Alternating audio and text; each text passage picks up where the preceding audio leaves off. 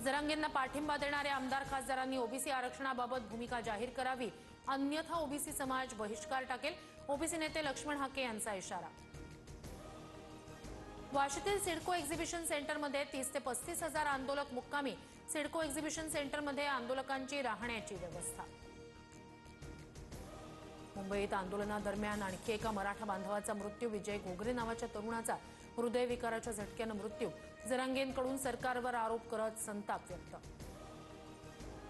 स्थानिक स्वराज्य संस्थांच्या निवडणुकीत भाजपच्या सर्वाधिक जागा निवडून येतील यासाठी प्रयत्न करा, भाजपची कामगिरी विधानसभेप्रमाणे असायला हवी, अमित शहांच्या भाजप नेत्यांना सूचना। राज ठाकरे मुंबईतील गणेश मंडळांना भेटी देणार, दर्शनाची सुरुवात माटुंग्याच्या जीएसबी मंडळापासून होणार। राज्यभरात आज 5 दिवसाच्या बाप्पाला निरोप, अनेक ठिकाणी कृत्रिम तलावांची सोय, नागपुरात कोणत्याही तलावात किंवा नदीत विसर्जन करता येणार नाही।